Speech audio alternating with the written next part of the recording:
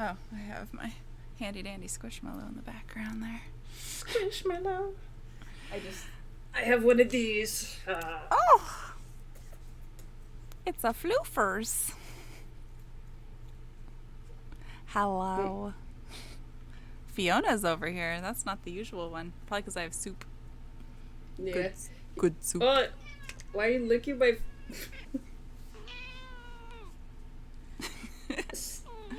Say hi. Say meow again. He's biting me. Hi, kitty.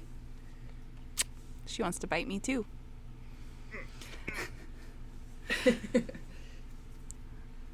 Okay, I'm putting you down now because you're being mean. So we may or may not add that in. I totally should add that in. Hello, everybody, and welcome to Two Crows Frightening Frauen. We have Lee with us again. And Sup? Yeah. She gets to listen to me talk at her. But we'll go through a little more intro this time of who Lee is. Lee, tell us about yourself. Oh, no. Ah! I was not prepared for that. Okay, tell us about your week. How about that? My week. Let's see. I've been working on podcasts this week, and I just got back from dog sitting for like 2 weeks, so I was like enjoying kind of being in a slightly more comfortable space with my cat. And yeah, it's been pretty mellow. I've been watching The Righteous Gemstones, which deadpan humor. I haven't even heard of that one. Yeah, there's like this one scene that stands out as a good example of like, it's like shows these guys like working out, and the guy's like being spotted by his buddy, and he looks up, and the view is you can like see balls hanging over the work shorts. It's amazing. Makes me want balls. Just for that, just for surprise. Just for the like, dangle. Just for when like guys are hitting on me and I can just like, here's my balls. Yeah. And I've been getting stuff ready for my shop because I made a shit ton of stuff in the last couple of weeks. I didn't realize how much stuff I made, and then I started taking pictures. I was like, oh my god. Show us your necklace. My necklace. It's hard to see. It's so pretty. This is resin that I did like mica powder and did like the rainbow. Oh. And I have a bunch of different ones. And then I pulled these out just to show off in case like I had the chance. Those ones, yes. Yeah. So these are polymer clay that I put like resin on top, which gives it that like cool finish. So yeah, I'm really happy with how those turned out. They're on my shop now. We'll plug that in the description. So, my Etsy shop isn't as exciting because it's just my logo right now on items. It's such a cool logo. I sent in a lot of revisions for that logo, and I still want one more. But I had to have it, so it's my Virgo brain wanted to do everything to it and make it as perfect as possible, but I know it's good enough. Yeah. It looks really good, I think, but I understand. I understand. Yeah. My brain has thoughts and the other person can't see them. Yep. Why can't body do what brain want done? Why need other body to do what, you know? Exactly. And this brain can't do it. It can see things, but it can't put it into effect anywhere. Yeah. I can't visualize very well, so I get concepts, but I can't make them into a visual reality. Like drawing is very hard for me and stuff, and so I rely on other people, and so I have to give them the concept and then be like, no, that doesn't feel right. Like everything's feeling, you know? And I'm like, I wish that I had the visual because it'd be so much easier, and I feel like I would actually be able to create a lot of the stuff on my own if I could, you know? Do you feel like it's easier for you with things that you mold and create rather than drawing? Because like you do a lot of art and it's all awesome. It's all abstract too. It's totally like I want it to feel a certain way, and I know how I want it to feel, and I've only had a couple pieces of art come out right, which makes me feel like I'm learning, I'm getting Mm-hmm. better because I'm starting to be able to control the paint and stuff. And that's really exciting. But yeah, like I don't do any like all the clay stuff. I do use cutters and stuff. I might start sculpting my own shapes at some point, but I'm not there yet. Or Um, designing your own cutters too. yeah, like find someone with a 3D printer because Mm-hmm. I have no interest in fighting with 3D printers. I Like they have are one. I don't know how to use it. they're so finicky and stuff, and I have mad respect for people that have the patience to get it to work or who get really lucky and get one that work out of the box. You know? Yes. Yeah. Mine came with Chinese instructions. So I'm trying to figure. There are robust groups online like on Reddit and stuff for pretty Mm-hmm. much like every model, and they are really helpful. So Oh, if you good. do decide to get into it, you can probably get people that'll be, or you may just find the conversation that gives you the information you need. But I got one for my son, and it had good reviews from a friend of mine, and looked pretty good like when I looked in the community, but he was never able to get the material to adhere to the plate no matter what he tried. He tried every single thing that people suggested, that the company suggested, like modified it, and it never worked for him. And I was just like, Oh. yeah, I do not have a good temper for those kind of frustrations. So I'm Mm-hmm. going to pass. I'll Oh, just me have a either. friend. I was getting frustrated earlier just trying to figure out how to edit one of my items in Etsy because it carried over wonky, but then I realized that it put it in there twice as well. And once it was correct and the other one was way wrong. That's weird. It had put the blanket that I have in there at $100, which is not $100. And it put it like the description was all weird and the picture was wrong. And I'm like, what in the world is going on? And I was getting so frustrated. And then I saw that there was another listing for it, but it was correct. And I'm like, I'm just deleting this. I'm not going to try to Yeah, work with this anymore. But it's no, my odd. blanket is not $100, guys. If you want to be I didn't cozy. I didn't even see the blanket when I was looking. I'm like, ooh, blanket, because I was looking at the tote, and I was like, I gotta get the mug. Probably I gonna get a know. tote. You can't have too many blankets, so I'm good. Yeah, I want all of That's the funny thing. Everything I put on my shop, I also want all of it. So I was like shopping while I was doing it, and I'm going to order Okay, everything. so when you buy gifts for people, do you buy stuff that you think is cool, or do you buy stuff knowing that it's something the other person will think is cool? For me personally, buying gifts for other people, my love language is gifts. And I like finding things that that person would find cool or reminds me of them or is sentimental to something with us. Whether or not they actually think it's cool when it arrives is a whole other story. But that's what I try to do. Yeah. I feel like the TISM has given me like a superpower for gift giving because like I like pay such close attention to all these details about other people, and so like Hmm. my son says that I give like really good gifts. Like he doesn't ever like worry about that. His other parent, like she will um give stuff that's like what like what, and Why did this you make you know think of me? yeah, like there's doesn't really feel like there's any effort really involved, and it like hurts his feelings a lot. So like he would rather get nothing than get something that feels like symbolic of not thinking at all.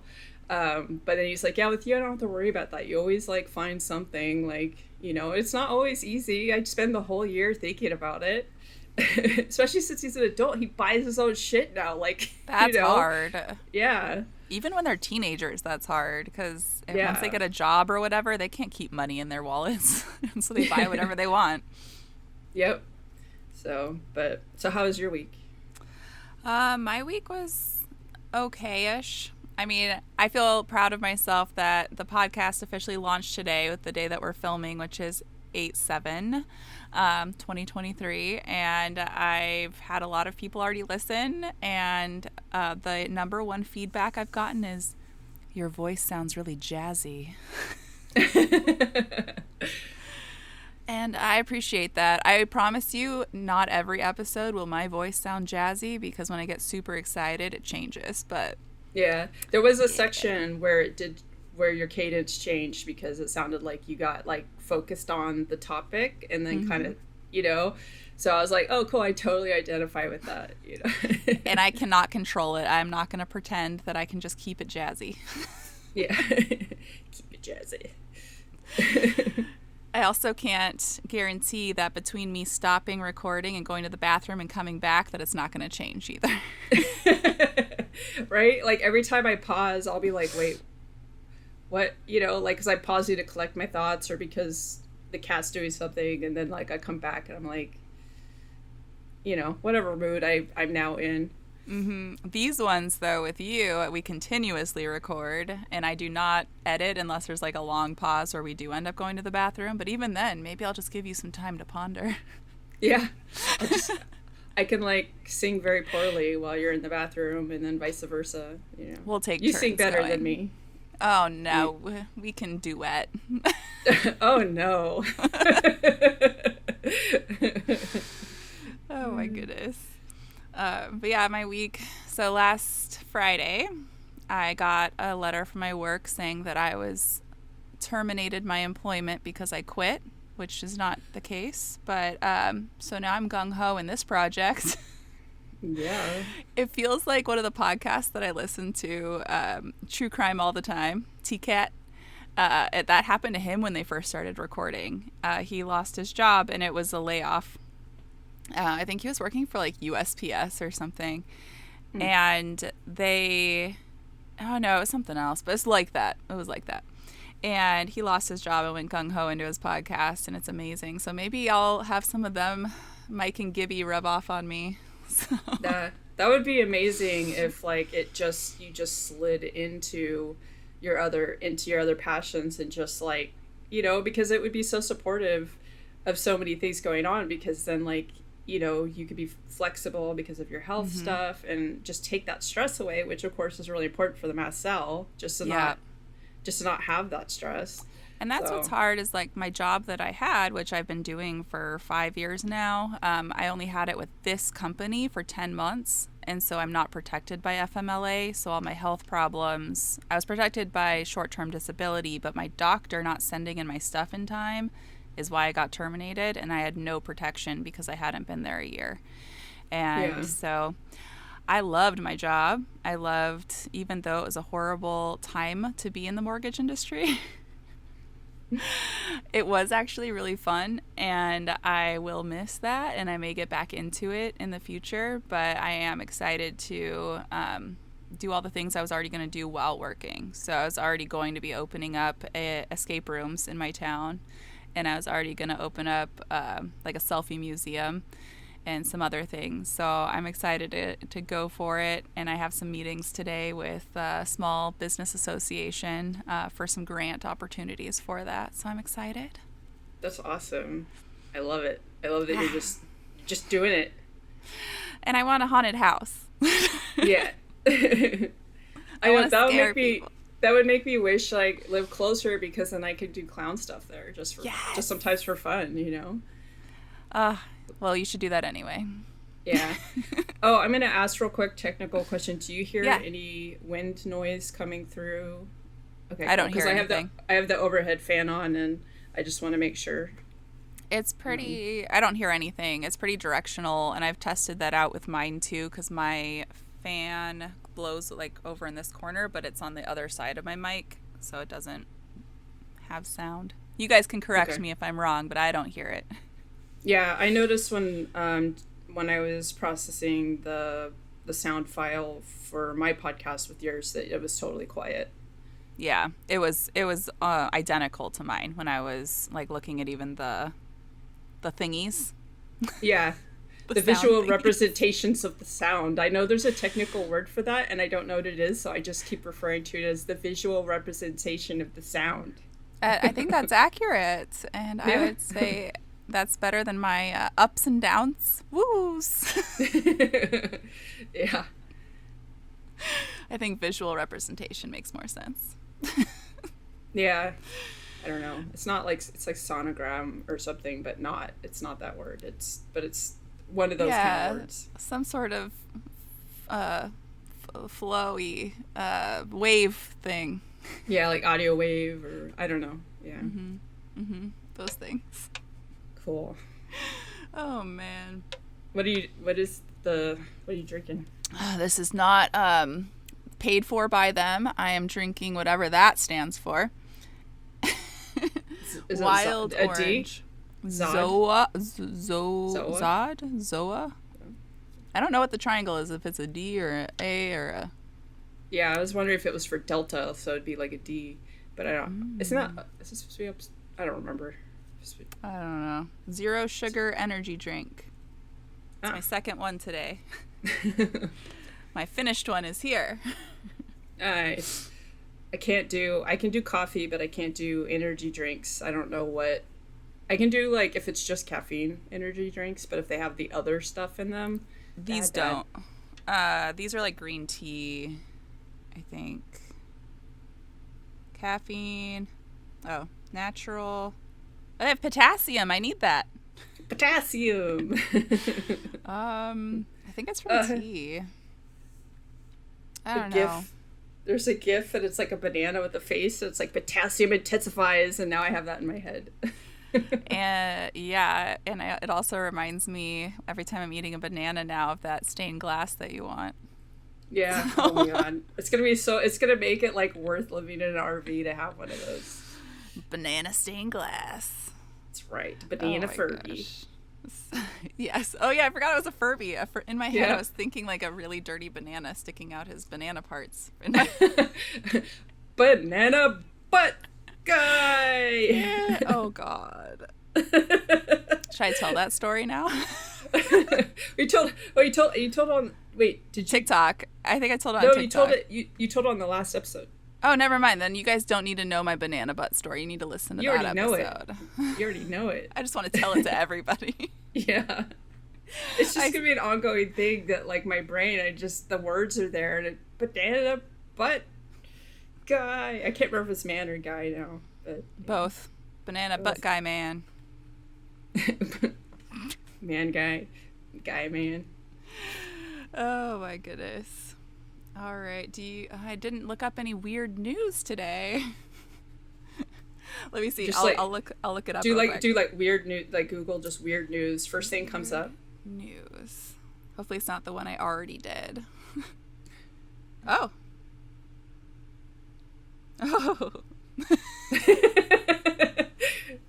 Clicking on that one. Hank the Tank, the bear behind 21 home invasions, has been captured near Lake Tahoe. He's been, like, getting into trouble, man. Like... This is on NPR, and it says, a large black bear who is believed to be a notorious bandit and a hungry, uninvited house guest was apprehended by wildlife biologists on Friday. Authorities in the town of South Lake Tahoe, California, have been on the lookout for exceptionally large animals since February 2022. Oh, he's been on it for a while. Yeah. After they reported that one single male bear had been the cause of 152 reports of conflict behavior, including 28 home break-ins, they referred to the animal as Hank the Tank. How have I not heard of him? I've seen a couple articles, but I hadn't seen that one yet, that they'd caught him. It's closer to you, so that makes sense why you'd be seeing more articles. Yeah. I also saw an article about I think it was a brown bear, and it was in the zoo in, like, China or something, and when it stands up, it looks like a person in a bear suit, so now the zoo is, like, fielding off accusations that their bear is not a real bear and that it's actually, like, one of their employees in a suit. It's, like, really funny. Where is that? It's, like, in China or something. I will look up the article and send it to you, but it's like, hilarious because they're literally just getting, like, all these accusations and having to be like, no, it's a real bear. Because when it stands up, you know, like, when bears stand up, they look very human. Mm-hmm. And this particular one's not a big, round, chubby one. And so it does kind of look like it's wearing a bear suit, but it's not a person, it's a bear. Like... Oh, this article, it's even more appropriate for this particular segment of the podcast. DNA testing confirmed that the bear captured on Friday, who is formerly known as Bear 64F, was a female behind at least 21 cases of breaking and entering. So Hank she's the a Tank's a frightening female. Frauen. Yes, Hank is Awesome. a female. Awesome, That's great. Hank. I am proud of you. The agency typically, oh no, typically euthanizes. Oh no, but they did not euthanize Hank. What did It said they typically euthanize problematic animals that are causing harm. And I'm like, it's not the bear's fault. You guys took over its habitat. And you left food right out for the bear. right? They do get really good at like, because it's standard in those areas to have like locks and stuff on your garbage cans, and they get, even then they still get into them. They're getting smart. So the bear that's not a person in a bear costume is in China. It's a sun bear. His name is Kyra. Okay. Kyra. Those are skinnier, right? Yeah. Kyra. It's so funny. It's just such a funny, like, weird. I love, like, because we have like all these really insane things happening all around the world that are like a lot, right? And then there are these little petty just things that people get really fixated on, and I love those. They're so funny to me. They are, and it kind of just adds a little bit of light to the dark world, which is why I like to share them on here. Because they're hilarious and they make me giggle. Like anytime I'm like really upset, I look up funny news or good news. Like there's always interesting things going on in the world that we don't hear about. I wish it was a normal part of newscasting that they included stuff like that. I think like, you know, the reliance on the negative and the hysteria and stuff is just awful for everybody psychologically, you know? It should be like a mandated % of the news had to be positive. Yeah. Because there's positive, so many good interesting, things. quinky dink, like anything, you know? That's not negative. Yeah. Life altering. I want to know more about the aliens that our government is alluding to. Yeah. And I love, like, I've been seeing like tweets and stuff, and there's like, well, look at the guy's eyes, he's clearly crazy and blah blah blah, he doesn't. And I'm like, dude, if you knew something that most of the world didn't know, and you knew that you were under threat, like personal safety, if you shared it, and like, wouldn't you look a little bit crazy too? Like, you know, who's to say the reason for why he has like that particular stress expression? Like, I'm very like, it could be true or it's not true. Like, I believe alien life exists. Like, whether or not the proof is here yet, you know, it wouldn't surprise me if it was hidden from us, but at the same time, like, or it wouldn't how surprise me if sentient it is too. Yeah. So it's, you know, it's I'm just kind of like, it could be or not, you know, but somewhere out there are lots of other species, you know, doing stuff. Exactly. And who's to say what we have suppressed becoming more, I guess, humanoid in thought or in different ways of being intelligent, like what species we've suppressed from doing that just based on how we treat animals. Yeah. Yeah, because there's been many others that because like we as a species, we're very greedy, we're very aggressive because of that greed. And so we just wipe everything out. And there are other species that could have evolved here if we hadn't evolved, that maybe would not have been so competitive and would have succeeded in the long run without our competition with us. In a way that we cannot. Like, we're a failed experiment. The greed, unless we can like genetically remove the greed, we're done for. Like, oh yeah, you know. And I feel like any side of the coin would agree that we're killing ourselves and everything else that shouldn't have to rely on us keeping it alive. Right. We're lovely on the planet that we live on. I know people complain about cockroaches, and I'm like, yeah, but we're worse. Oh my gosh, yeah. Cockroaches don't really do that much. They help with the ecosystem. We break the ecosystem. Yeah, and the difference is we're not going to survive an apocalypse. Right. Maybe they're actually super intelligent and they're just laying low until we're gone. Yep. Yeah, they have server rooms and their whole like own network using like a technology we're not capable of like sensing yet, and like they're just waiting it out in their bunkers and just being like, yeah, eventually And we'll they're get big saving and like DNA from different animals they do want to bring back. mm-hmm.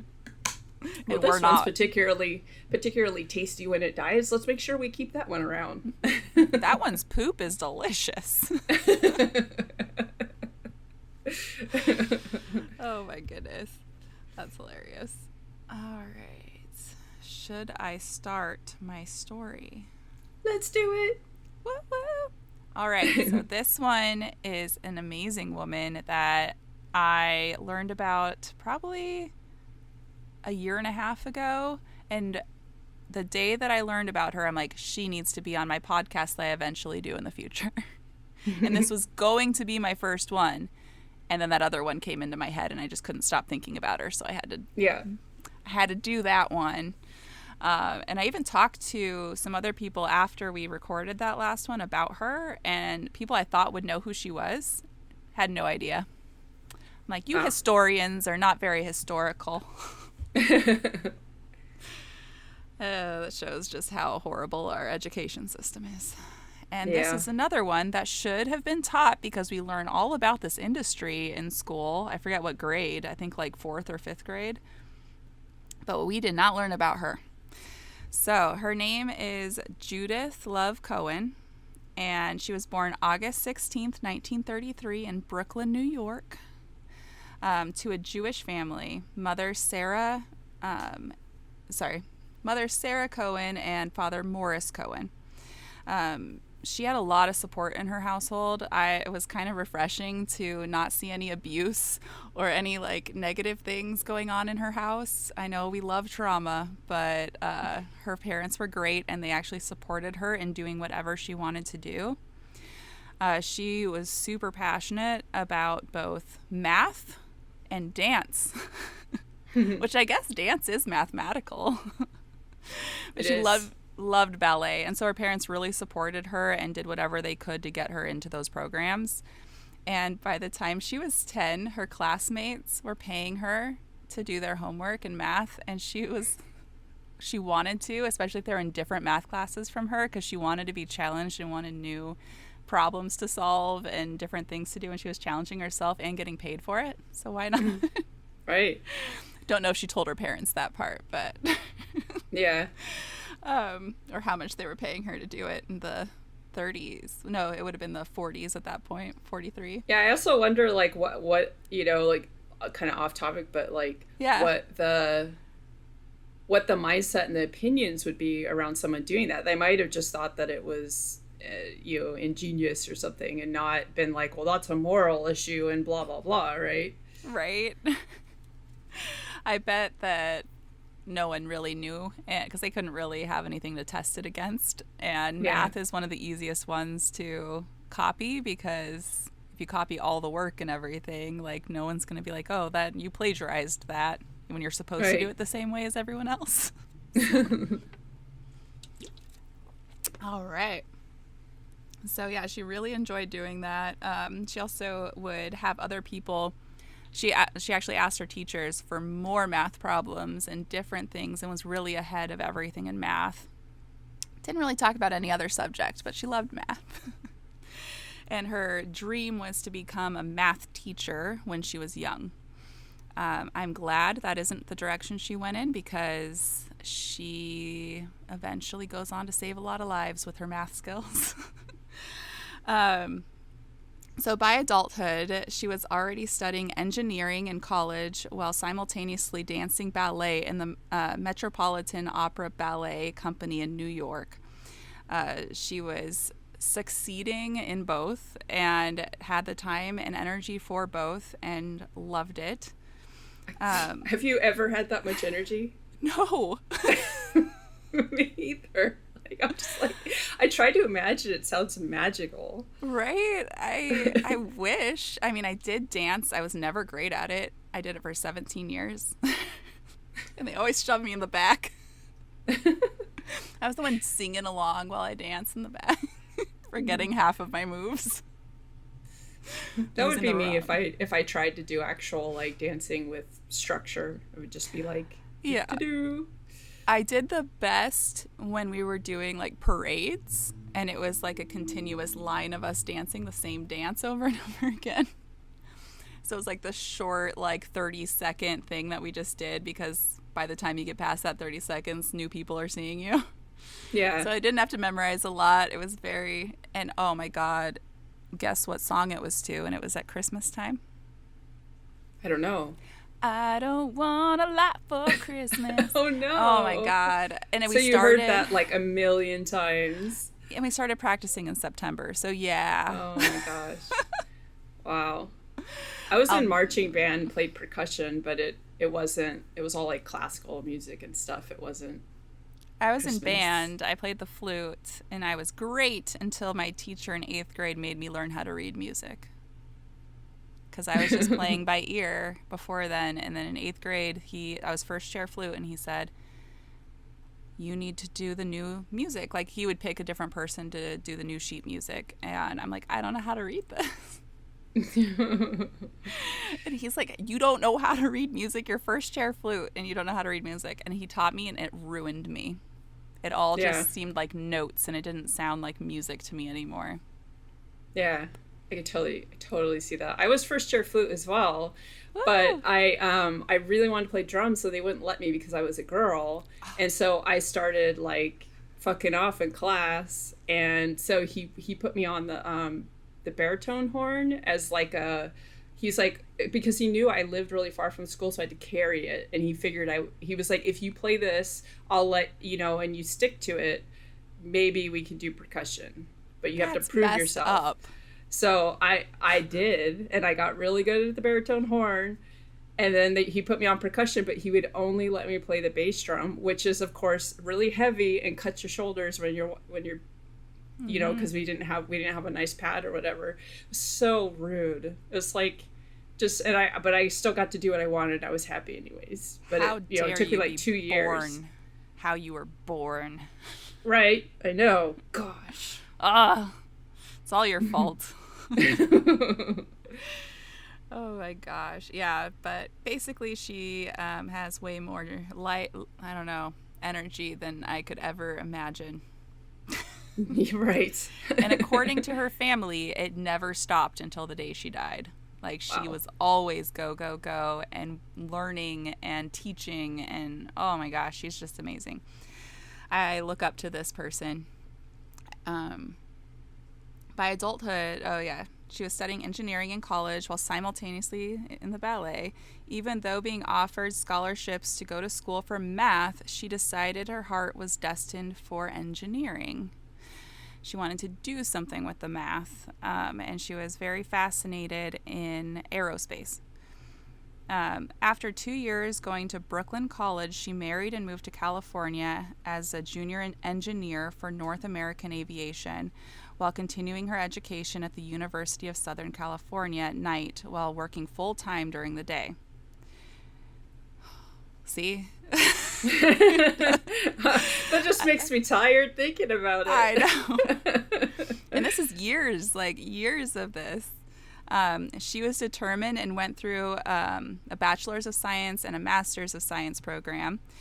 She said the hardest part of all of it was realizing through both her work and school, she was the only female engineer in both her whole school, her whole college, every program, every class, and at work. And she said that was the hardest thing, was knowing the challenges of being the only female. And by the way, yes, it said that she married and moved to California, but he moved to California for her to get into that program and to go there. So it wasn't like she followed him to California. Wanted to add that in there. So another supportive man. Nice. And you have to be married to someone that's working and going to school, and who knows what else on the weekends, like projects or whatever she was working on, because she was Plus amazing. The fact that doing all of those things means that the way that she thought about being a woman was very different from what anyone would expect a woman to be at that time. So, you know, that's awesome. Yeah. And then between 1962 and 1982, she became a graduate of UCLA's Engineering Executive Program, which came out after she had graduated with her master's. She continued working with her alma mater as an astronautical engineer advisory board member. While working, mind you, like this whole time, she's now an engineer and working with both NASA as well as other programs, creating things for NASA. And she's also going to the college and speaking and being part of a board and helping other people get into the field that she's in and is super excited about. Yeah. I'm telling you. But backtracking a little bit on her work history, after graduating from USC School of Engineering in 1957, she went on to work at the Space Technology Laboratories and stayed working there through many name changes until her retirement. In 1980 is when she retired. Her work included programs such as the Minuteman missile and the abortion guidance system in the Apollo modules. So what she made was what would allow them to get around any technical issues that go on in the space shuttles to help either land or get them home. Mm-hmm. So, and it ended up being very needed on Apollo 12 and 13. They had to use her program, and that's what saved their lives and allowed them to get back to Earth. Awesome. And that was her baby. She and her husband did divorce after having 3 children in the mid-60s, and she remarried her second husband, Thomas William Black, who converted to Judaism for her. Mm-hmm. And they had 1 son together, but his birth is anything but ordinary. At this time, she was still working for the Space Center and on the abortion program. And she had taken some work with her when she went into labor at work. She took some work with her because she realized that there were some numbers not adding up. And so she took that, realized that they needed some things fixed while in labor. And the space shuttle was out in the sky. And she calls her boss because they're like, oh, we got this. Like, you go on, go have your baby. But she got there and realized they don't got this. Mm-hmm. So she's in labor, calling them, walking them through getting the astronauts home safe. Wow. And she said, I'm not having this baby until I know that all of this work is complete. Yeah. And so she did call her other son after she had the baby and said, oh, by the way, I fixed that problem with the space shuttle and the abortion program. And then she said, oh, and by the way, your brother was born too. But yeah, she took all her work with her and she went on to do that. So afterwards, the people that she had saved from her program that they found out that she was in charge of that got them home safely, they ended up having her in, brought her in, and the astronauts actually all thanked her for saving their lives and dedicated their lives to her. But yeah, you don't hear about that. No, of course not. In that movie that came out, I'm not remembering the name, but it did mention her with the women behind like the space launches and things like that. They did mention her in there, but I don't think they mentioned all of this of how crazy it is. But there were a lot of women. I never saw that movie. Like it was on my list, and then I just, like it has to be free on streaming, and then I forget. Exactly. But after reading this, I'm like, I need to watch that now because. Right. But yeah, so she gave birth to her son, and his name was Thomas Jacob Black. And you may know him as Jack Black. Do you know Jack Black? Do I know Jack Black? Exactly. No, you do. How do you not? I'm kidding. It's funny. We were talking about how I was giving Lee hints about who this was about, and Lee's like, I don't know famous people. So I'm probably Yeah, not gonna but know. it's like the one that I would know. I've seen Tenacious D live like multiple times. I saw them at BlizzCon. I have a pin on my bag. Like Well, I this is watch his. his I actually mom. yeah, I watch his YouTube videos, which I don't watch hardly anybody's YouTube videos because I don't have good attention span for videos. But his stuff is funny, so yeah, and his TikTok videos. But yeah, so that's really awesome, and I have to make sure that my son watches this. I won't tell him why. I'll just be like, you have to watch it because like also Because she's amazing. And it's funny because everyone he's knows got her. that energy too. Yeah, Though. and his He's brother, like nonstop. his older brother is a famous engineer as well, like a mathematical computer engineer. And he's famous for that. I think I put his name in here. Let's see. No. So you've got like all these engineer types, and then you have Jack Black. Like I can just imagine he's a little kid, always like acting out and be like, you know. But when you like, I looked up some videos of him talking about his mom, and it's all so sweet and kind. And like he said, she was the best mom and most supportive of whatever they wanted to do. Like they did not need to be engineers for her to be like, oh yeah, you're my favorite. Yeah. She was just as supportive as Jack Black as she was of her son that became a computer engineer. And yeah, it was amazing. She did go on to divorce and marry a third husband, David Katz, in the early 80s. They were together until her death in 2016 after battling cancer. After her retirement, she went on to write 20 books after founding a publishing company. Hey, there's a theme. The last person had a publishing company too. She was loved by so many and was respected by tons and tons of people who knew what she did, knew how many lives she saved, and what history wouldn't have been made without her. Mm-hmm. And everyone has had, like, anything I looked up had only kind things to say about her. And just as a person and in professional life. Men who worked with her who got a lot of credit for the things that she did came out later, and there was like documentaries that they did about how their work wouldn't have been possible without her, and how much they learned from her. And that was huge. I wish that in the time when she was working they would have said that. Yeah, definitely. I think like mainstream, the engineers, any of them don't get a lot of credit, but I would imagine within the engineering community, that's really where she was neglected. Yeah. And yeah. And it never stopped her. She never complained about it. She just said it was sad. And it wasn't even sad about her. It was sad about women in general not getting credit for these huge things that they were doing that men's names got put on. Yeah. I would imagine like going through school and all those years and just having an interest that's not traditionally like acceptable for females. I mean, shit, even just being that specialized and interested in it as a male would be like, a lot of people would be like, but you know, she probably dealt with so many closed doors and like hurdles and negative attitudes and stuff that by the time she actually got where she wanted to be, the things that were sad and disappointing, it was like, yeah, you just be kind of resolved to this is the way the world is, you know? Yeah, and really back then the world was like that in any industry.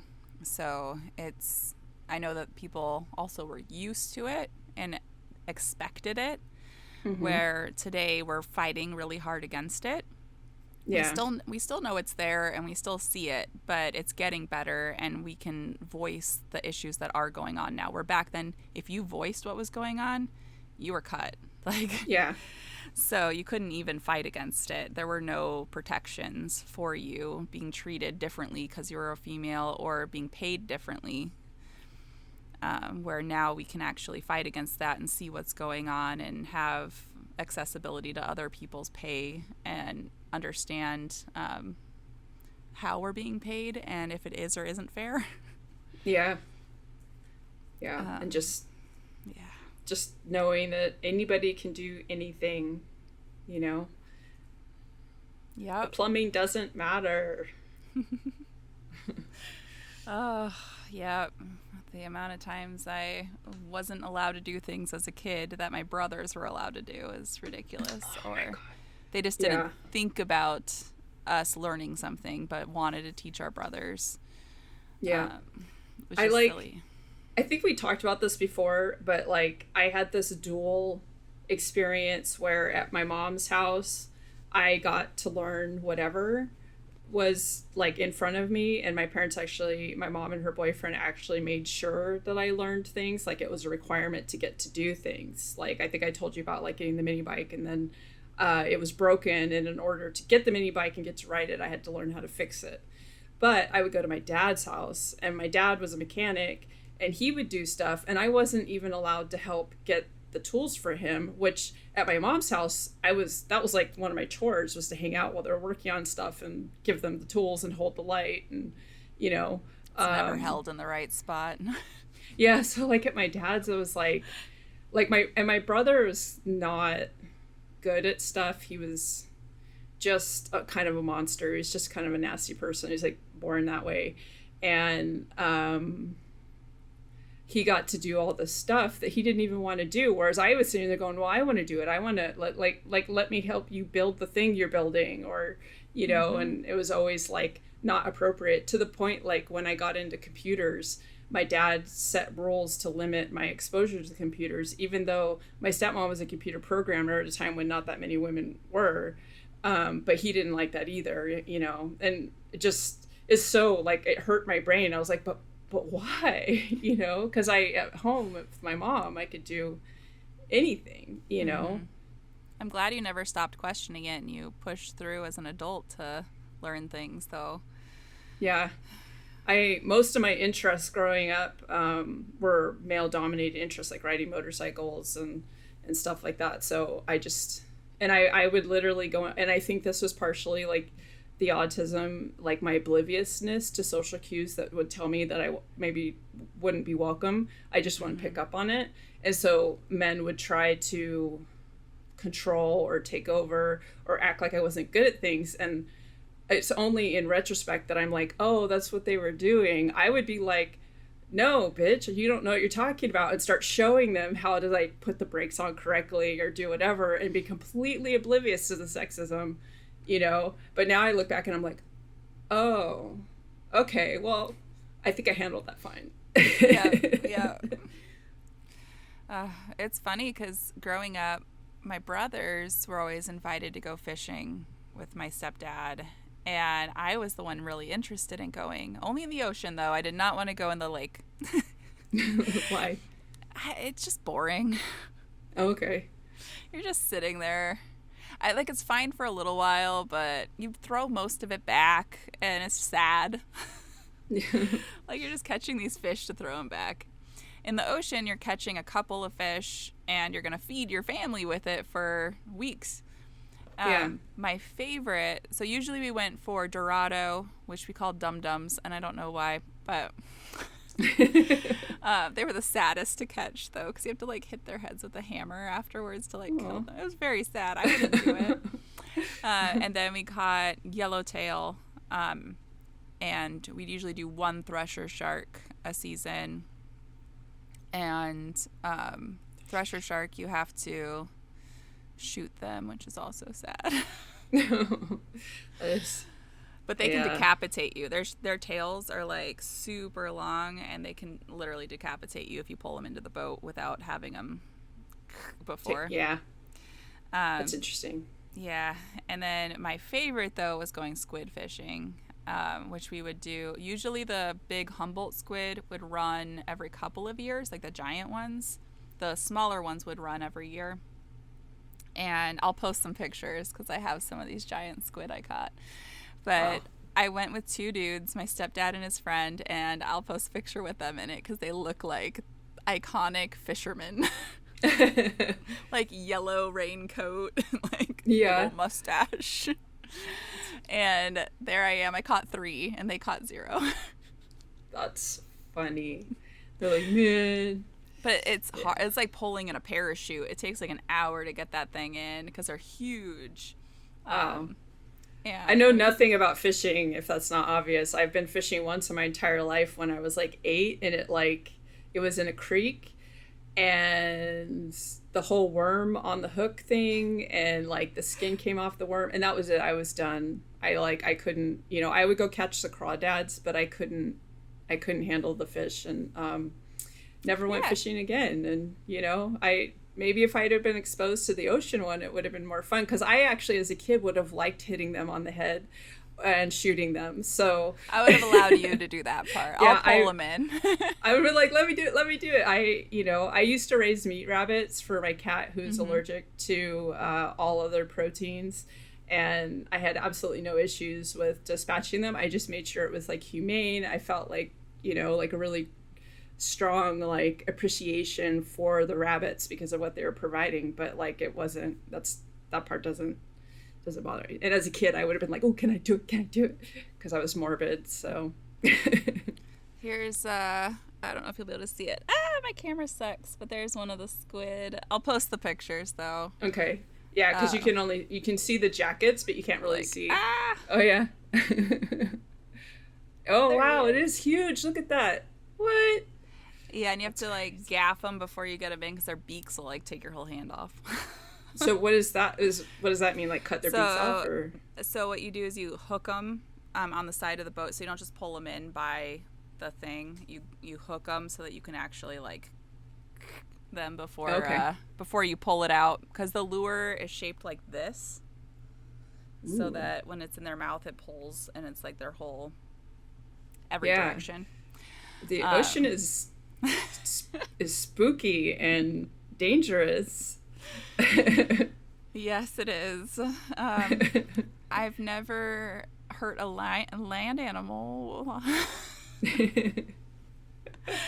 I always went fishing, and when we would go hunting, because I went with them up in Idaho when I was let me see, what day is this going to come out, because I'll talk about my Idaho trip in one of my episodes I already recorded.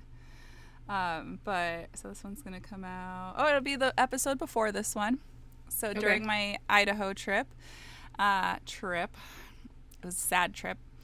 They took me hunting, and they shoot elk, and I pretended that I was a bad shot and I couldn't get them. Aw. I didn't want to kill an elk, but I can kill a squid. Yeah. Well, one of them's not as cute as the other one, so there's some bias there. I can see that. They're cute. They're so floofy. I'll eat it. I don't think I would have a problem with that, as long as I knew the animal was going to be used. It's all used. Like really, that's really important to me. They use the fur, they use everything, down to the bones and the hooves and everything. Yeah, and as long as the population is high. What do they do with it? That's one thing I've never thought about, is like, what do they do with like animal teeth? Like you see it sometimes when people use skulls, you'll see the teeth, but what happens like if you don't use that part? They use everything. Yeah, but if they grind the bones up for meal or whatever, then I'm assuming the teeth would be included in that. True. That's probably what happened. That, or they just kept them as jewelry. Yeah. We're sold guessing. Them. I don't know. They always said they used everything, so I'm just assuming they did something with them.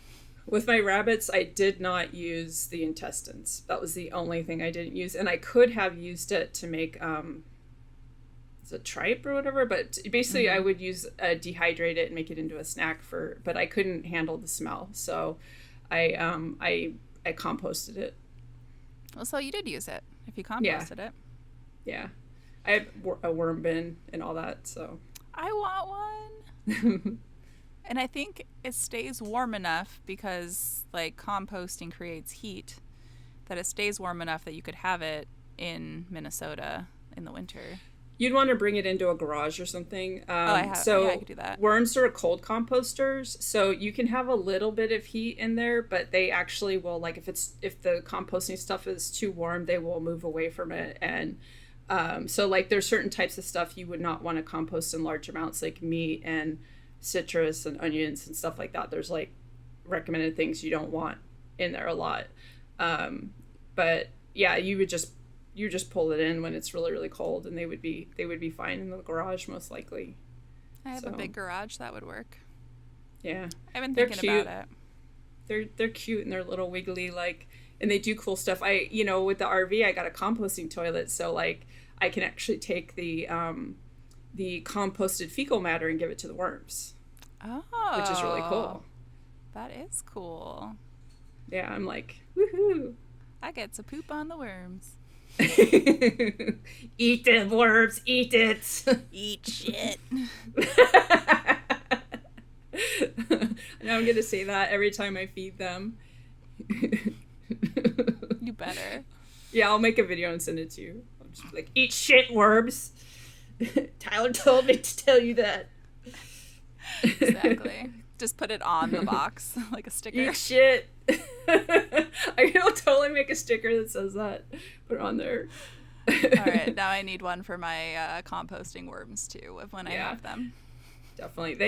They started out eating shit because I put the way that I first got them was, I'm not explaining this, the words are not coming out right, but when I had the rabbits, I had them indoors because I was in a populated area, so they were in my garage, and I built this like 2-story hutch with like, I used roofing at an angle so all the poop and pee would go down to a gutter, and it goes into goes down into this big ass box that I put underneath the bottom floor layer of rabbits, and in there was just rabbit poop, and then they usually pee like in the same corner, so the pee was off in one corner, and I was like, what am I gonna do with all this rabbit poop, because you can give it to people, it's amazing fertilizer, but I was having more poop than I could find people to take the poop, so I started putting worms in there, and I just put like a whole bunch of them, and they would like compost it, and then I would be like worm castings, which people really want, and I started giving out like these big bags of worm casting rabbit poop mix, and I got like orchids. People would leave me gifts. They would take the bags and like leave me stuff, and I was like, just bring me cuttings like apple tree branches, because I'll feed the rabbits, So it was cool. I was like, I'm in the middle of like Richmond, California, which is like a very urban city, and I was like doing this like cool farming thing. That is It was so fun. cool. I used to have rabbits, but they were pets, not food. Yeah. Yeah, I only was attached to the buck. His name was Mac Daddy. I have videos on YouTube that show why he's called that. And, now I have to go check. He was a chinchilla breed, and he was very sweet, but the females were nuts. Like when I got him from the guy, he was like, yeah, they have a really bad temperament, so you need to be careful because they'll probably bite you. They growl too. And rabbits are like vicious if they're not like I had to make sure that Mac Daddy didn't stay with them for too long, because when a female rabbit's annoyed, they will like disembowel the male.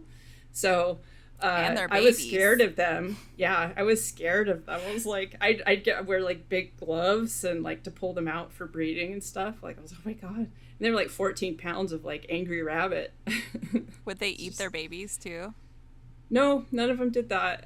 They all felt safe in their environment, so they didn't feel the need to do that. I had thankfully. I had one that would eat her babies because I was breeding them for other people for pets or food. I think it was more food than pets. But I didn't end up giving a lot of them away or breeding a lot of them because this one rabbit just ate all of her babies. There was one, so Graham Cracker, who was named after Graham from my previous episode before this one. She was a wonderful mom. And she had Scooter, who was my least favorite rabbit, the one that would eat her babies, and Axel Rose, who got eaten by my neighbor's dogs. No. But they were dwarf rabbits, and my first rabbit though was a Rex rabbit, and he was also a dwarf Rex rabbit, and he lived forever, like for as a bunny. I would take him everywhere on his leash. Wow, that's so cool. Yeah. He Pet was my rabbits baby. are, my understanding, because I've never had a pet rabbit, is that you have to know how to coexist with them, and you need to give them like the right environment and stimuli or stuff, otherwise they become very like temperamental, which is why so many of them get released into the wild. And if you get a pet rabbit and you don't like it, do not release it into the wild. That's really mean. They're not wild rabbits. My Wednesday episode that is about to post is about that, actually. In Florida, they had released some pet rabbits that they didn't want anymore, and now they're overrun with rabbits. Oh no. Yeah, I've read about that happening in places. I actually read about one of the farming groups where they had their outdoor colony, and then they were having issues with, like, somebody had let a pet rabbit out and they were figuring out how to get into the colony, and so they were like, we're getting like these really bunnies that are not the right breed. What's going on here, you know? Yeah. It's like, gotta reinforce that colony. I think these ones were lion's head rabbits. So I was like, those are cute. Little fluffies. And some people are like super excited about it, and other people are like, no, get rid of these rabbits. They're so destructive to the environment. They destroy trees and stuff. Like, yeah, they're cute, but it's not cute. It's kind of like inviting crows onto your property. It's a cool idea until, like, you realize that they're going to destroy your bird feeders and any pots and plants, and, you know, unless you're making an environment specifically for crows and you don't expect any other yeah, right, any other birds to be around. Yeah. Oh, I've been watching some people, speaking of crows, that taught their pet crows how to steal money. And they have like drawers of money that their crows have brought them. That's random. Funny. I don't know if people are giving it to the crows or if they're like stealing it, but yeah. Like, where that would be cool to put a camera on them so you could see like what's going on, because they could just be like going up and like yelling at people, and then they're like, here you go, getting it. Yeah. But I had a resident crow on my property when I owned a house, and I had a contractor come out to do some work, and they were sitting in the back with like a bagged lunch that had a burrito and a soda in it, and the crow took the entire bag, threw the soda in the neighbor's yard, and then ripped up the burrito, and it was like all over my yard. And it just like did this while like looking at the guy he stole it from. They're and smart. He was like, he was just like, I was like, well, you must have pissed off like some crow somewhere, and this guy found out about it and, you know, was letting you know that he knew, because they remember faces. So if that crow saw that person do something that they perceived as either violent towards other crows or like environmentally violent, and they knew that, they'll remember you. Yeah. I feel sorry for if someone has a twin that's evil. Did you watch that movie Beef? Or is it a TV show? Highly recommend. It's very entertaining.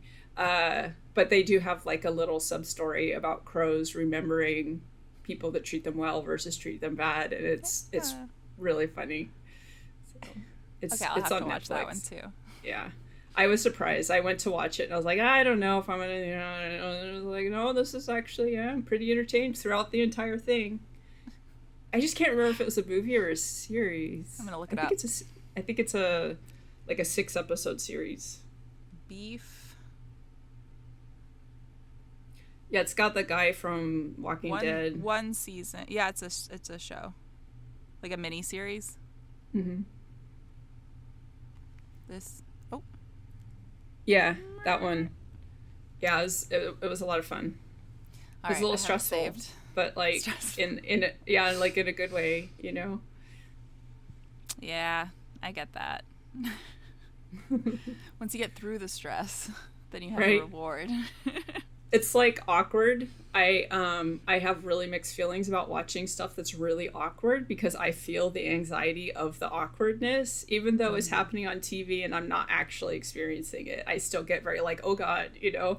It's why like, yeah, it's like I don't like watching a lot of American TV because it relies so much of American TV, the plots and the drama and stuff rely on people not being honest with one another. And if you watch foreign TV, a lot of times the stories are based just on other things, and lying sometimes happens, but it's not the core of it. Mm-hmm. And whenever I switch from foreign TV back to American TV and then there's a whole bunch of lying happening, I get so stressed out, and I'm just like, oh man, I forgot. This is why I don't watch a lot of American TV. There are definitely exceptions, and I'm always happy when I find them, but on average, especially if it's drama based, there's so much lying, and it's like, it's awful. That's so normalized. It is, yeah. And I'm thinking back, like I was trying to think of different shows, and I'm like, yep.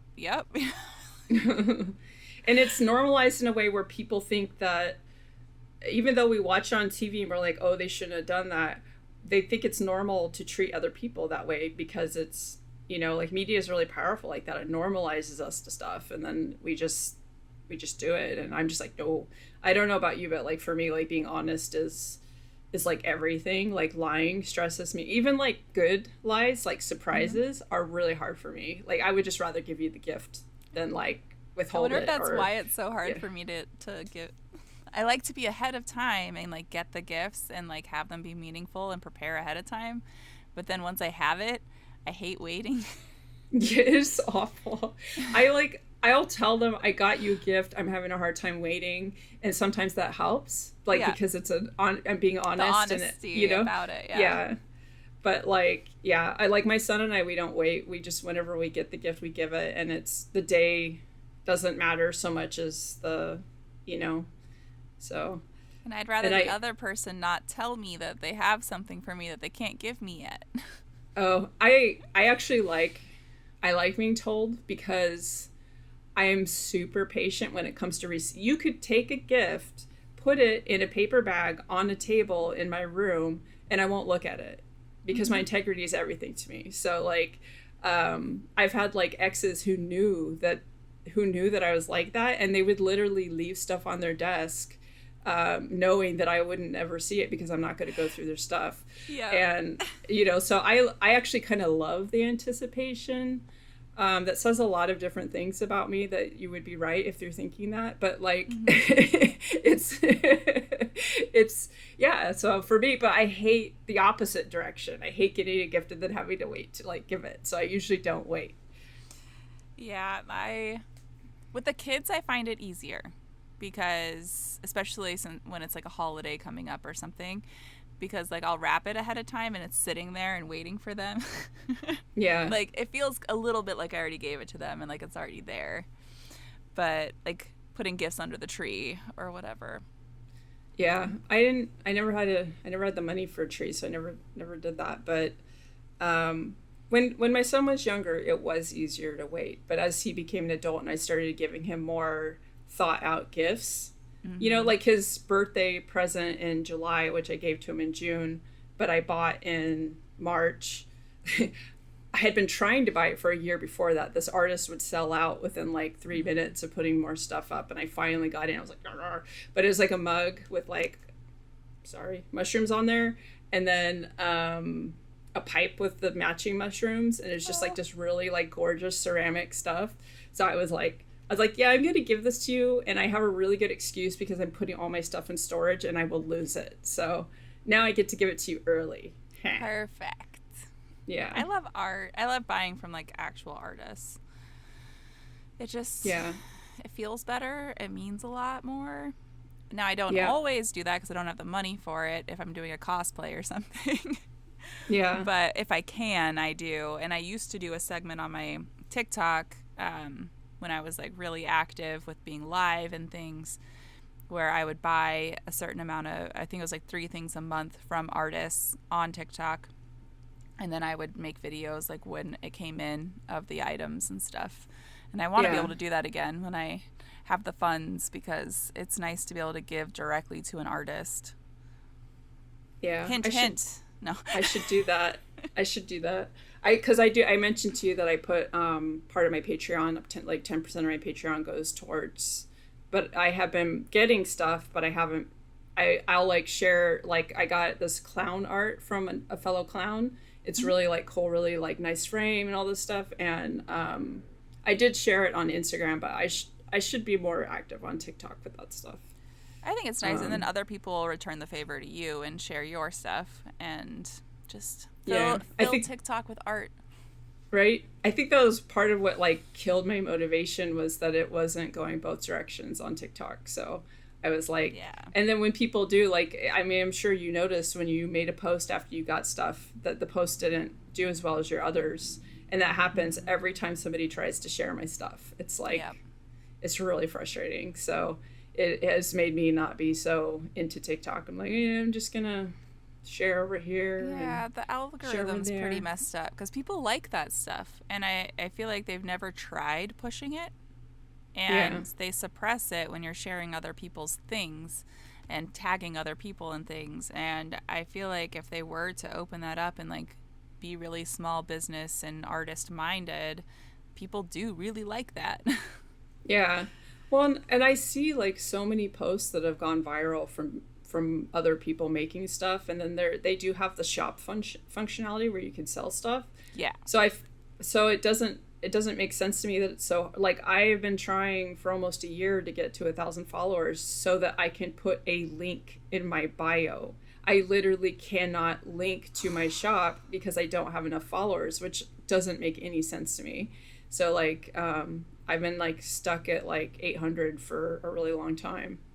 And I actually paid for boosting posts to get some of those followers My dog because just got attacked again oh no, by another dog.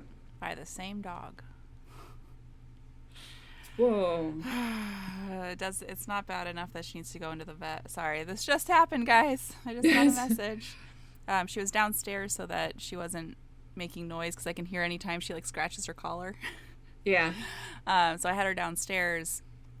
The other dogs were outside and they were separated. And someone let the other dogs inside and they jumped my dog again. Oh, okay. They're like other resident dogs. Mm-hmm. And like it's bad, but not bad enough that they would be able to do stitches or anything. Just need to clean it. Yeah. Yeah. Well, that's annoying. My dog is so nice. Like she's so like she could mess these dogs up, and I think she knows that because she's Shar-Pei, and she's Lab and Shar-Pei, and so like if they go to grab the nape of her neck, which is looks like what they did, she can actually has enough skin that she can turn all the way back around and go after them. Yeah. But she doesn't because she knows there's 3 of these dogs and 1 of her. So Yeah. if she were to do anything, the attack would be worse, and I think she knows that, so she literally lays down and like shows her belly to show that like I'm not a threat. Are they smaller than her, or They're about the same size. 1 is smaller and 2 are about her same size. They're all 3 different breeds of dogs, but they're all black and brown. Yeah. Like mixes. They're all mutts, but they all look kind of like, I think that one's a Doberman mix, one is a Rottweiler mix, and one is a who knows what mix. Yeah. So are you going to make some like rules for so that they're not exposed to each other in that way? Like, because it seems like the owner of the other dog needs to be controlling that dog if it's not twice as a habit. So yeah. The owner feels really bad, and like I know she's going to listen to this too. Yeah.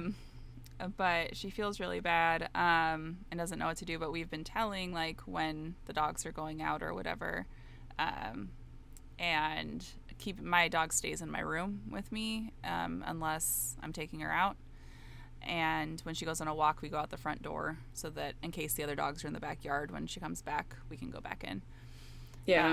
But my dog stays really well and doesn't try to escape or anything. Like if I let her out in the front yard, there's no issues.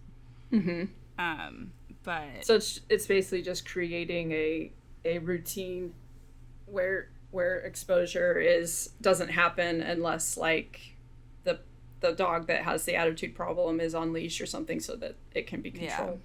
Yeah. Well, I'm glad it wasn't worse. It's still stressful though. Yeah, she needs to get her stitches out in a couple days from her ear from the last time, but glad none of my cats have gotten out of my room. So right. Yeah. Really imagine what that would do. But yeah, so sorry to interrupt with that news. Hey, when life interrupts, we go with it. Yeah. Did she say anything about it? Yeah, my poor puppy. She's so gentle. She deserves a steak for dinner tonight. Yeah. But yeah, so life has just been trying. So my other roommate doesn't have any pets. He wants MILF Potato. He wants to watch MILF Potato for me when I go out of town if I can't take her with me. But I don't know. I think I'm just going to train her to be better in the RV. Yeah. Well, how's that been? Like, she's fine. She comes back, but the issue is she can get out of the RV front doors because they're bus doors. So she can push underneath them. So I need to figure out either a different door and put like a smaller house door on it, or figure out how to get them to close all the way, because the only way that they close completely is when you're inside and you pull the lever and like actually close the bus doors. From the outside we can lock them with a key, but it doesn't close them so that they don't push open a little bit. Yeah. So I'm trying to figure that out. They have a lot of doors at the Habitat for Humanity here that I could use, but it's fascinating figuring out how to get it to like close like a door, because I'd have to like add, I think, wood to the inside to get it to close and lock. Yeah, securely. You'd have to have a frame so that you could have the. Mm-hmm. Yeah, that makes sense. I was like imagining this might be like too much work, but from the outside, if you just had like brackets that are attached to either side of the door and just have a pole that just holds it so she can't push it out, and then you just. My fear with that, of having something like that, is that someone could lock me in. Oh, yeah. You just take the pole in with you. Yeah, that's true. Yeah.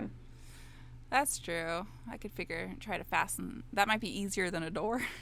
Yeah, just like a temporary kind of like thing to thwart the cat. I had to get the RV screen door fixed because the seller, she had like a cat door and she had like this whole fancy like thing for the cats, and I was like, yeah, I don't do outdoor cats. Like, I'm just not comfortable.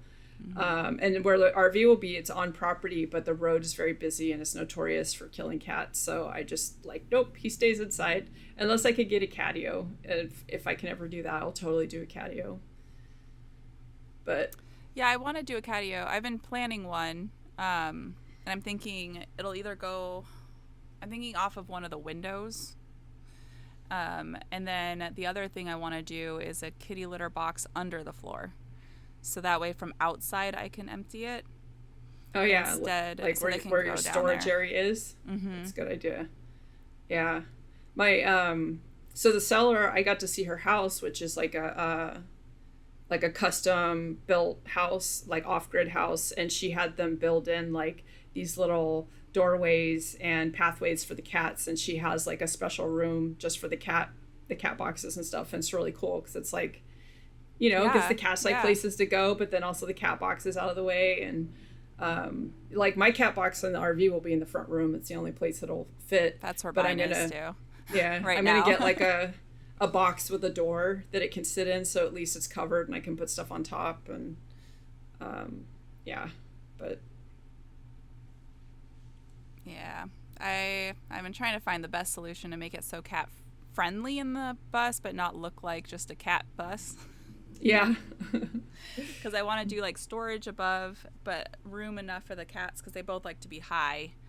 To like be up there and climb around, and then have different textures that they can claw at, because that's been hard to find.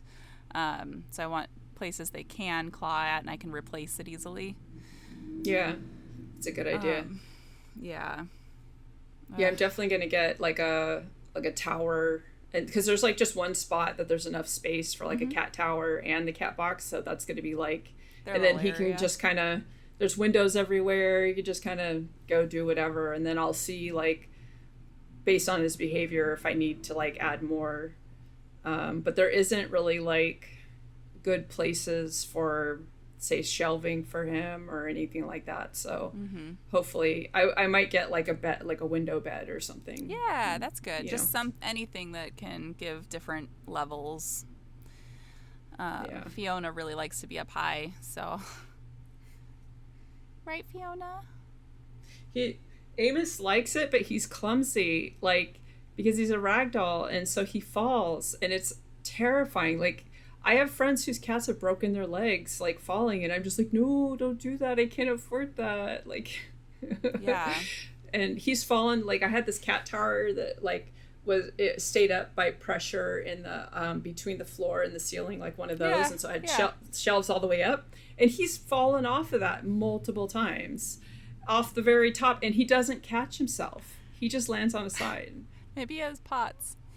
Yeah, I know it's a very ragdoll thing. Like you Yeah. can't just Yeah. you drop a cat and they land on their feet. He just plops on his side, and I'm like, I'm sorry. I will So set now you down gently now. yeah, I'm not gonna. It took me a while to get used to it, but yeah. Yeah, cats are so weird. So are you gonna post this whole thing, or are you gonna like split it up and then like post the rest as like a behind the? I might do that. I might do part of it as behind the scenes and part of it as the episode, or I might do the whole thing. I'll see what's easier. Yeah. But yeah, I feel bad that she hasn't said anything. She didn't say anything. Like she didn't say anything to me. Just took her dog. I just watched the video of it happening. Took her dogs into her room and said nothing to me. So but luckily Andrew was there and saw it and okay. Was down there when it happened. But yeah, she saw it happen too, and I saw her like grab her one dog and then the other dog and then went up to her room and then didn't say anything. Yeah, probably an oh shit moment because it happened twice. So last time she was the only one here, and she took my dog down with her dogs. And that didn't go over well. Yeah. That's the unknown with animals. Yeah, I have a cat that's not really my cat anymore because the cat, he likes my ex more than me. And so he lives here where I'm staying right now with my ex, and he's a very sensitive, anxious kitty. And so he's currently in the hospital because he had a urinary blockage because when I was house sitting, my ex was coming in and feeding my cat, and that stressed the other cat out so much that, and I feel terrible. I'm like, I mean, there's nothing that could be done, but like, poor guy is just like so stressed out, and now they're doing surgery where they're opening up his bladder to remove the stones that were caused by the stress. I know that's super common in cats with stress, is their pee gets like crystals in it. Yep. One of my cats, my roommate's cat that I had about like 4 years ago, had that issue, and so they had to get like that pretty litter so that they could tell if it had it again. Yeah. Well, and the thing is like, I know it's not the diet because I feed raw. So, and raw food pretty much like clears up any threat of that issue. So it has to be the stress. And I should say my ex feeds raw, but that's what I was feeding him. So he just continued feeding him that. Ugh. I think I need to get her antibiotics. Yeah, dogs are gross. Yeah. Like, I'll send you the pictures of what happened.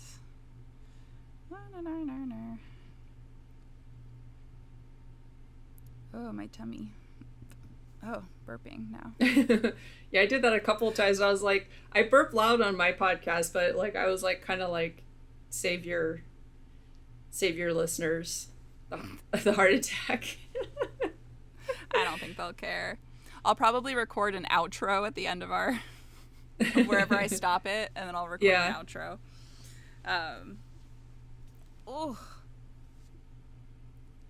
Oh, Boobs. my back cracked. These bra. Okay, so I just bought this bra like a month and a half ago, and it's already too small. My nipple is right here. Yeah. Yeah, I could see it. Not that I was looking. Yeah, It won't all my stay. bras are like that now, and it's frustrating. I'm just like popping out. It just happened. Like they keep growing, and I don't I don't know if it's like something wrong or if it's hormones or what. I mean, with my other symptoms going on, it wouldn't surprise me if it's something wrong. Yeah. Well, Uh, when I went into perimenopause, mine started growing. Like I was always like just a very aerodynamic A cup, and mm-hmm, then like now I'm like a C D cup, and mm-hmm. like and it's just through it. And people are like, "Oh, well, yeah, you gain weight." No, they grew in before I started gaining the weight because that was all like Yeah, post hysterectomy. So like, you know, I have not it gained. could be. I haven't gained a pound in the last year. I've been the exact same weight, and that's when all of the boobiness has happened. Yeah, so it could just be like hormones and stuff shifting because that perimenopause, the estrogen levels change in like these really Mm-hmm. interesting ways, and so that can impact the breast tissue. Yeah.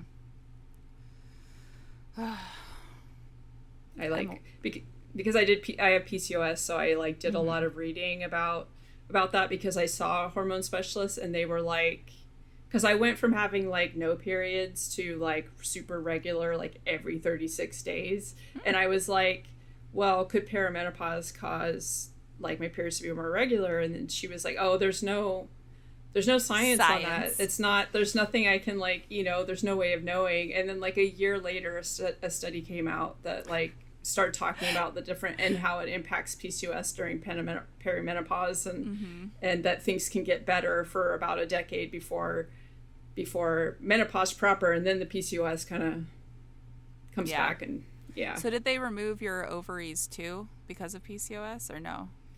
No, she left them, which I was surprised, but she was like, "You're close enough to the menopause age that we just leave them." And then I continued to take the pill just because I'm super prone to cysts. Yeah. So and that's good because I've been getting hot flashes for years, and the pill like turns that down like way low. So I'll just get I sweaty instead of feeling like I'm dying.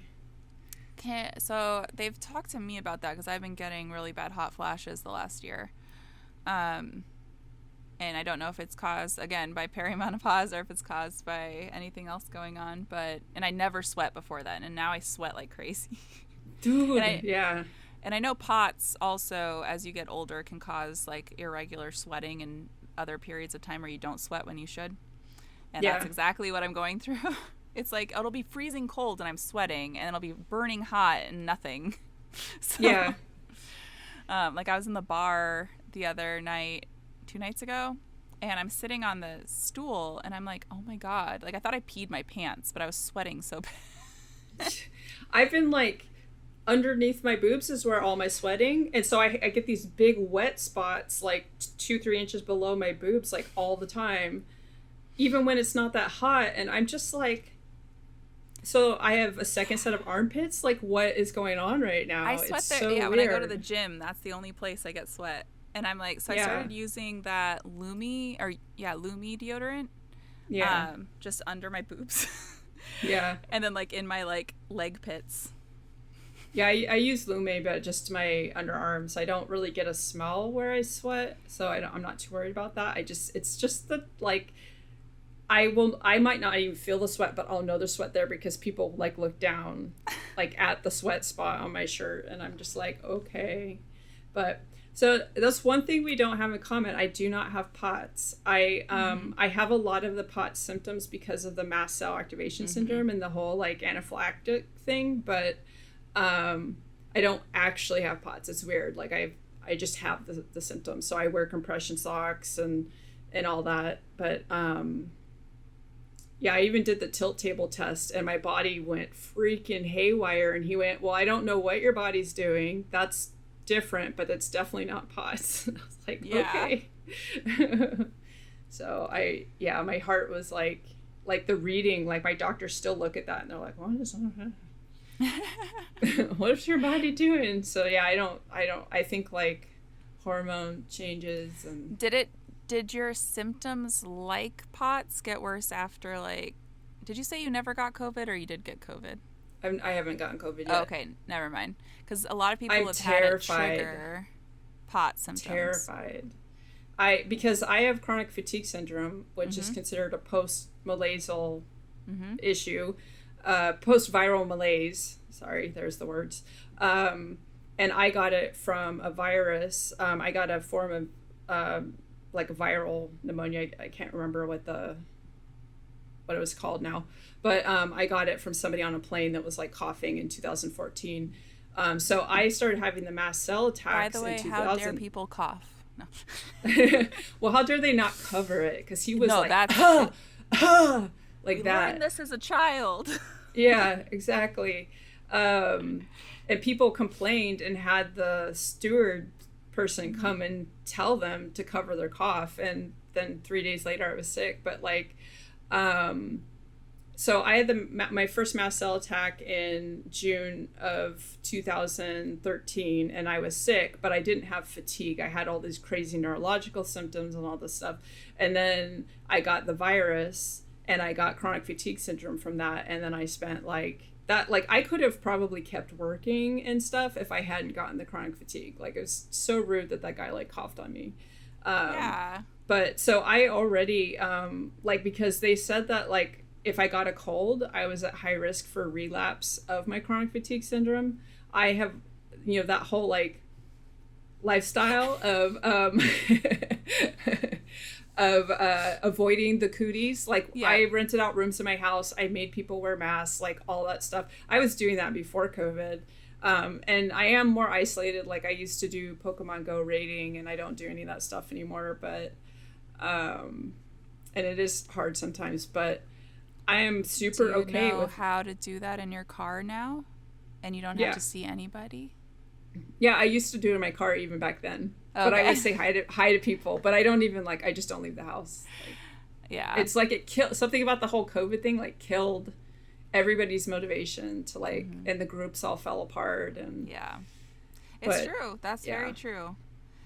I feel like even the things I did before COVID, because I did D&D, and we did it over like Discord, and then we would like do a video, or I think it was through Discord that we did the actual chat, and then we did Roll20, and that stopped during COVID. I'm like, why? Yeah, that's the perfect thing. That's like so many people got into D&D because of COVID. Yeah. I'm like, why is ours ending now? It's so funny. Like, I played D&D. I started when I was like 12, so that's what, like 88. My mom played, so that's how I was exposed to it. And it's just this thing that like, if you did nerdy things, you were a bad person. If you played video games, like, and now like all those things are super like normal, which is, I think, is great. But also like, people don't really appreciate like how much ostracization, I didn't say that right, went into actually being open about liking that kind of stuff back in the day. Yes. In general, though, like, things that back then were uncool and you got made fun of for are all the things people think are cool now, and even like modify themselves to do. Yeah. Oh man, like, I was into local bands because I'm from Sonoma County, and so like the music scene there, that was like before. So I was into local bands before like bands like Green Day and Faith No More got on MTV. And so I was still part of that scene when they all like started getting big and stuff. And all the kids like would make fun of me for the music that I liked, because like, these bands suck. And then when like Green Day and stuff got big, all of a sudden, and I was like the only kid with blue hair. I started having blue hair in like 89, and like they all started dyeing their hair and wanted to be my friends. So I tested out of school and left. And then I legally changed my name, and no regrets. Like, I'm like, you guys were mean to me since first grade. Yeah. And now you want to be my friend? That's messed up. Like, nah.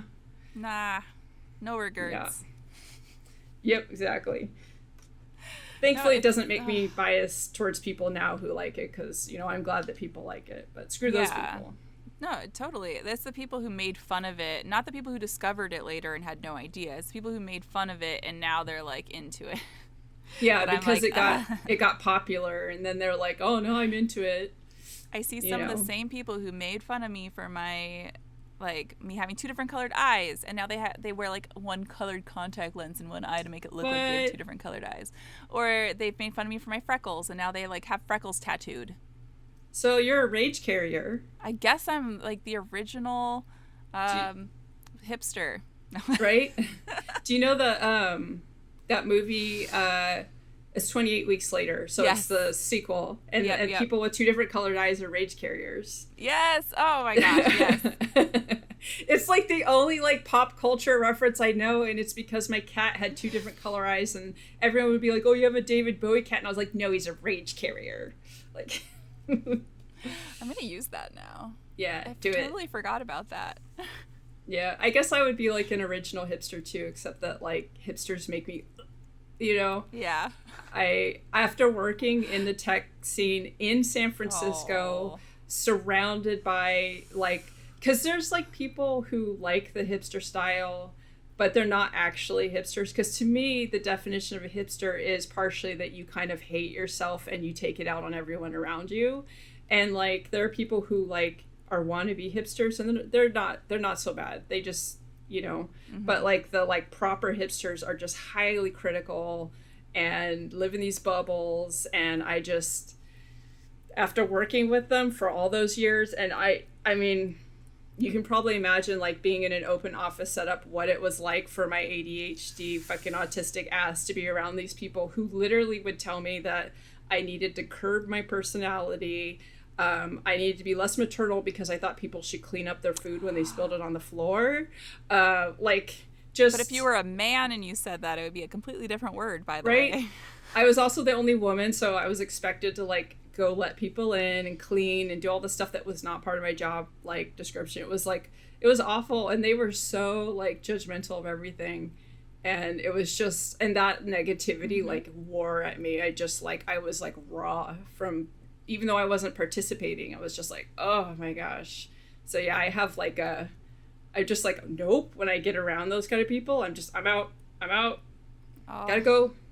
I mean, I lived in Portland for a while, and Oh yeah. and Portlandia is not far off from these people. No. Nor Silicon Valley as well. Nope, I can't watch it. It's like a PTSD trigger for me. Like, I literally, like, people are like, "Oh, if you watch that, you would probably really like it because you worked at the," and I'm like, "No, it's too real, man." I know people just like those people. Yeah, I can't, you know.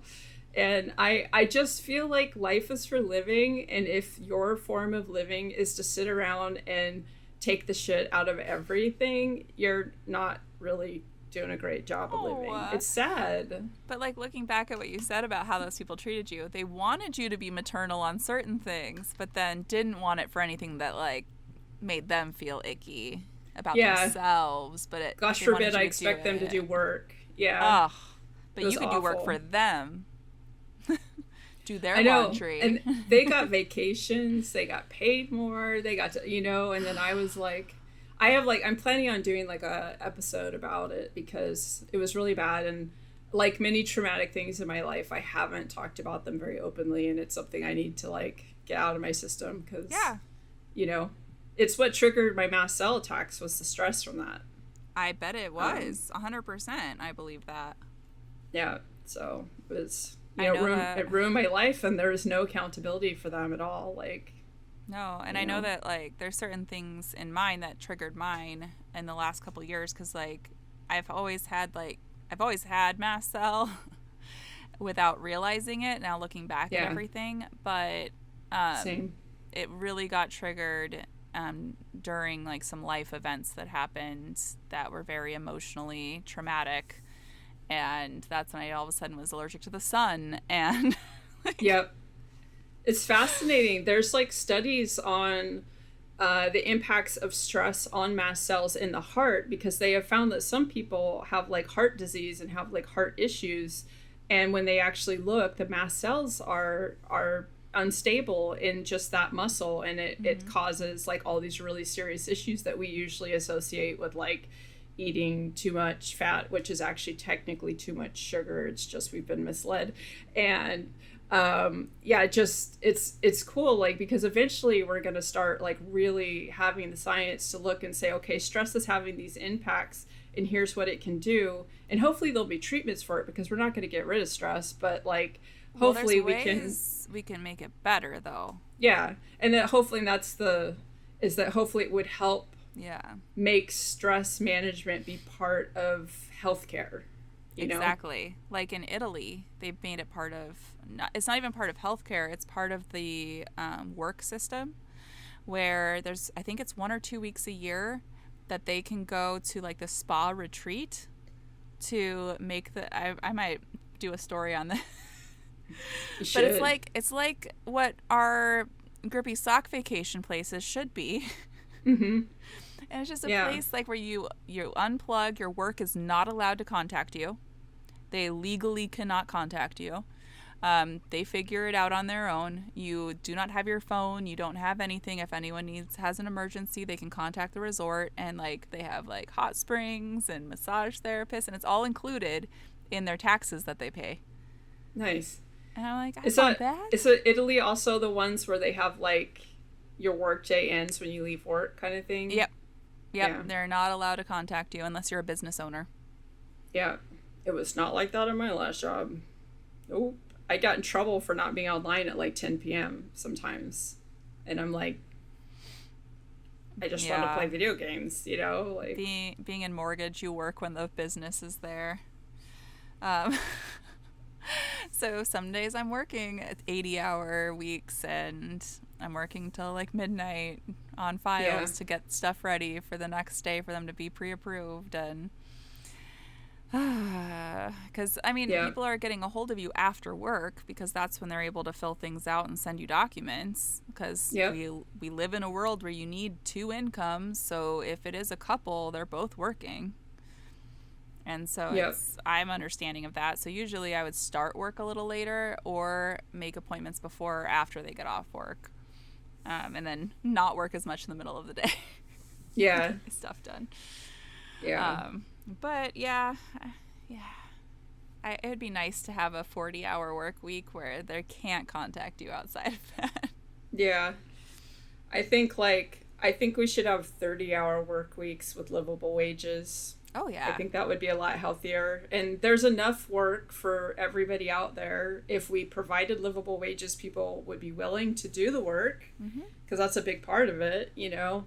And just, yeah, even like people are like, oh, the robots are taking the jobs. So the robots are taking like the jobs that people like want. It's not, you know, some of them are not necessarily jobs that people want, but they're the jobs that they can get in those areas. But like, there are like lots of jobs that people don't want because they don't pay enough for what the work is.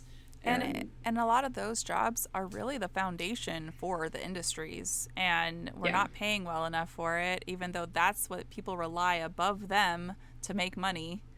Yeah, exactly. And or so a good example would be like the job that my ex has. He works in QA and the food industry, which means that he's responsible for like testing for bacterias and making sure the food is safe, and testing for like safety and longevity, because they'll like test to see how long foods last. And you know, this is like something that's incredibly important. It impacts the health of every single person that buys that product.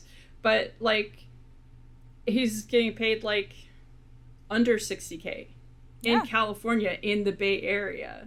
That's not a livable wage. Like, you can't afford to rent anywhere for that. Like, no, my job was like, going to give me a $60K raise to move to the Bay Area. Yeah. So it's and I still and said they no. yeah, because you need like a lot of money to like it, and it's crazy because like it's like it makes me so mad for him, because he's doing this job that's so important, and then, you know, and it's because our society values the wrong things. Like, we should be upholding the people that do the things that benefit us in this way, not the people in the fucking entertainment industry and stuff. Or the people up at the top, like, that don't need as much money as they're getting. That money could go to making livable wages for everybody. The math that they have done on these CEOs and the people at the top 1% of companies, and redistributing like 50% of that income down below, would make everyone have a livable wage in a lot of these companies. Definitely. And And they'd they, still have plenty of money. yeah, They'd still be fine. they're still making millions. And Yeah. that's like, it's plenty. Yep. I don't know why they fear giving people livable wages. I don't It's know, man. abs- That that the and the way that our value system is that, like, if you don't have the money, if you're not earning it, somehow like you're a lesser person, when the system is literally built in a way where most people do not have the opportunities to do that. So then like everybody's got like this mind fuck like self-esteem issue. Like I ran into that like starting to do my own shop, and I'm on disability, and there's a whole shame component to being on disability, even though I didn't ask to be sick. And I actually could have gone on disability like 15 years earlier because of the nerve shit with my arms and neck, but I just worked through it and was in horrific pain for years. But like there's so much pressure to work through it and like kill your body more because of the shame and the judgment, and on top of that the way the system works in general to get on disability and having to basically get rid of everything in order to qualify. Thankfully I'm on Social Security disability, not SSI but SSD, and that's like has different roles. Okay. But I'm just lucky that I had made enough to be able to qualify for that. But because that's based off what you were making prior to. Okay. Yeah. So my shop and stuff, I started that, and I think the thing that's been most difficult, that's starting to get easier, is it feels uncomfortable to like make and sell my own stuff like I'm doing something wrong.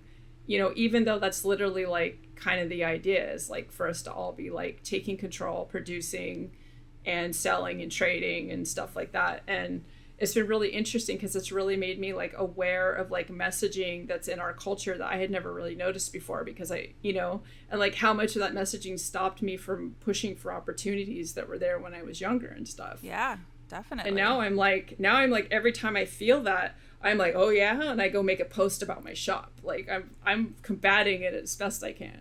Exactly. I'm glad. I'm so glad. So in your type of disability, just for me to know, because I'm kind of on that fence as well, and I do qualify. So does it matter if you make money outside of it? You can make up to, I don't remember the exact number. They just raised it, but I think it's like $1,200 a month. Okay, that's what I thought. But it depends on what kind of, because if you have passive income, like renting your property out, they don't care about that. It doesn't count. It's only active, as in you worked to earn it.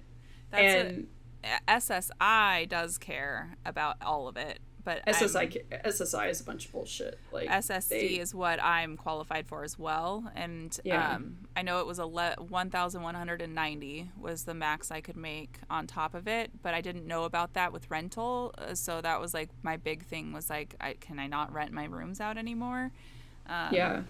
But that makes sense. I put a cap on my Patreon so that I can only have a certain amount of patrons in each amount, so that it adds up to keeps me within the safe, because online content creation is up for debate right now whether or not it's considered passive income or not, and I just don't want to be put in a position where I'm gonna have to go back to court, because like it took me 4 years to get Social Security, and it was like I almost lost my house. I had to rent out rooms, which was traumatic because people are awful. And it, made me sicker because I was stressed and I had things in the environment that were making me sicker and stuff. And like, I had to keep reapplying. I got an attorney, which is great. Like absolutely do not shy away from getting an attorney after you get denied the first time, because you will, because people that are dying get denied. Everyone does. Yeah. And the attorney has a max amount that they take. It's so they'll get their cut out of the final bit, and it's all handled like seamlessly. So, but it's great because they're helpful. And I went to court and did that, and I was so fatigued. I drove myself, which I knew at the time I couldn't drive. I was too fatigued to drive. So I drove myself to the courthouse, but I took a shower. So I was like done. And I literally could not sit up in the middle of the courtroom. I had to lay down. I laid down on the table with my arms out, and I was like, I'm sorry, Your Honor. I feel like I can't breathe when I sit up. I'm so fatigued. And they're like, no, it's okay. And what they had was a occupational specialist come in who went through my medical records, looked at my job descriptions from previous jobs. And what they do is they don't say, can you do any job? They look and they go, can you do a job that will earn what you've been earning? So they don't like just try to screw you over and be like, well, you could go work at McDonald's or whatever the fuck, right? Which SSI does. Yeah. So they looked at that and they went, there is no job that we can find that you'd be capable of doing based on the information we have. And that was it at that point. It had been like 4 years at this point, but I got approved. 2 months later, I got my money. I got back paid, and your kids get money. Oh, okay. So there's like, my son got a couple grand from it, and it's only up until they turn 18, but they get like a little bit. So okay. He was just getting ready to start college, so I just gave him the money so he could use it for school. Yeah, definitely. Yeah, so that was cool. Fascinating. I didn't even know about that. They're like, well, your son's gonna get some money, and I was like, okay, I like that. I want to give him money. I like my exactly. kid. I'm leaning towards it, but then at the same time, like, I know that I'll be disqualified once my business is up and making money, but it would at least help me get to there. Yeah, maybe. I mean, unless I paid myself out a W-2 instead, and the money all just stayed in the business, and then paid myself out what I don't know. I would say apply and get denied and get started, because businesses take time, right? They even say podcasts take up to 5 years to really get going. So you just apply, and worst case you go, no, actually I'm okay and I don't need it. But the other thing is, once you have it, if you get to the point that you're like, I think I'll be okay without it, they give you like a 1 year testing. So if you get sick again during that 1 year, you come back to them and go, yeah, and you don't have to go through the whole process again during that 1 year. Okay. That's good to know. And of course, businesses don't make money right away because all of it goes back into the business, and you basically take a loss the first like 3 years. But yeah, and it would have to be like straight income. It wouldn't just be like the business money. It would literally be what you pay yourself from. Because I would W-2 myself out from the business. Because I would need to live. So. Yeah. But yeah, that makes sense. And yeah, I think that's my plan. We have 1 minute left. Yeah, 1 minute. Oh, we took up the whole time. Nice. I know. And I think I could use some of that other stuff that we were talking about in between too. So I'll like chop it up. Nice. I'll have to find the audio for it. Yeah. The audio sections for what we were talking about. But what, do you want to do the sign out while I'm on? Sure. Because then I can just... All right. Thank you for listening to Frightening Frauen with Tyler Holmes and Lee. Do you want me just to say Lee? It's Lee Erskine. It's fine. Erskine. Like foreskin. Foreskin. Thank you. And we will be back with you next week with another frightening story about another woman. Feel free to send us in your recommendations of who we should talk about next. And if you have anyone in your own life that would want to talk with us, we're more than willing to have another person on with us. So we look forward to seeing you next week. Thank you. Bye-bye. Bye.